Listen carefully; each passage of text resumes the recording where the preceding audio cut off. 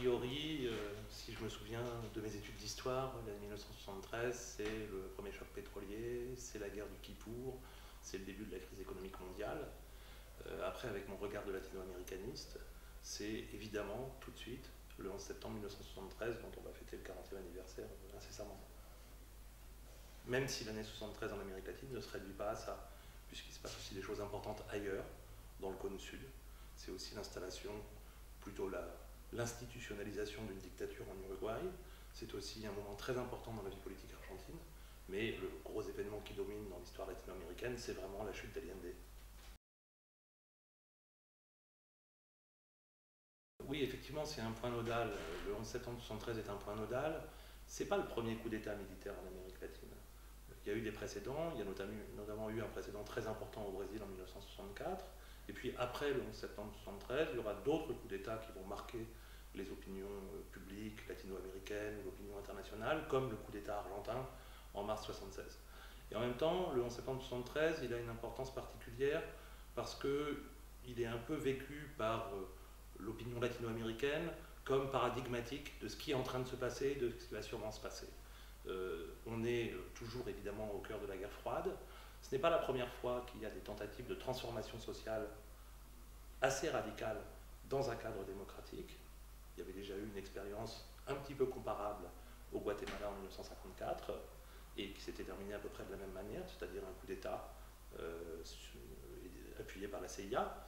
Il y a eu le coup d'État brésilien et donc on a cette rupture importante.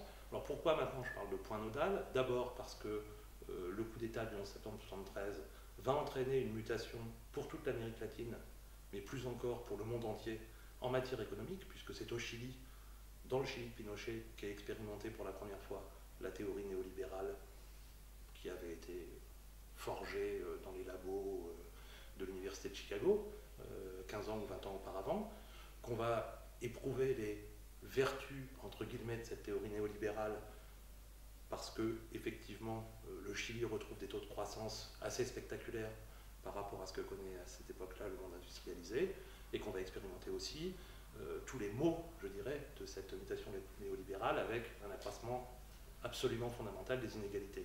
Donc ça fait vraiment un point de rupture. J'envisage aussi beaucoup dans l'histoire de l'Amérique latine, c'est la fin d'un cycle. C'est la fin d'un cycle qui avait commencé vers 1930, où on avait essayé d'inventer un État interventionniste, économiquement, socialement, qui s'était manifesté au travers de toute une série d'expériences politiques, déjà au Chili d'ailleurs, en 1938, au travers d'un front populaire. Et c'est vrai que le 11 septembre 1973 marque symboliquement la fin de ce cycle interventionniste et l'ouverture d'un cycle néolibéral duquel on n'est toujours pas sorti, puisque l'une des choses très intéressantes quand on observe le Chili aujourd'hui, c'est de voir l'énorme continuité des politiques économiques, indépendamment de la transition démocratique qui a eu lieu au début des années 90, à la fin des années 80, au début des années 90. Plus que jamais, plus que jamais. D'ailleurs, les lycéens et les étudiants chiliens qui sont dans la rue depuis quelques années maintenant protestent exactement contre les conséquences de cette réforme néolibérale. Aujourd'hui, les grandes revendications qu'on observe, et qui sont d'ailleurs au cœur de la campagne électorale qui a lieu en cette fin d'année 2013, c'est au fond, le Chili aujourd'hui a-t-il les moyens sinon de réinventer un service public, mais du moins de réinventer un certain nombre d'interventions de l'État dans des secteurs clés comme l'éducation ou comme l'enseignement supérieur. Il faut savoir que dans l'immédiate après Seconde Guerre mondiale, dans les 25 années qui ont suivi la Seconde Guerre mondiale, le Chili était considéré comme un pays relativement performant du point de vue éducatif, et que c'est une loi importante des années Pinochet, en 1979, qui a notamment complètement sacrifié l'enseignement public secondaire. Ce qui fait qu'aujourd'hui, on est vraiment dans une société de la reproduction sociale. Les élites qui ont des moyens, ou les classes moyennes qui sont capables de se sacrifier, payent cher pour essayer de scolariser leurs enfants convenablement dans les écoles privées, et le reste de la société est condamné, comme au Brésil, comme dans d'autres pays d'Amérique latine, à un secteur public déficient, et donc automatiquement privé d'enseignement supérieur.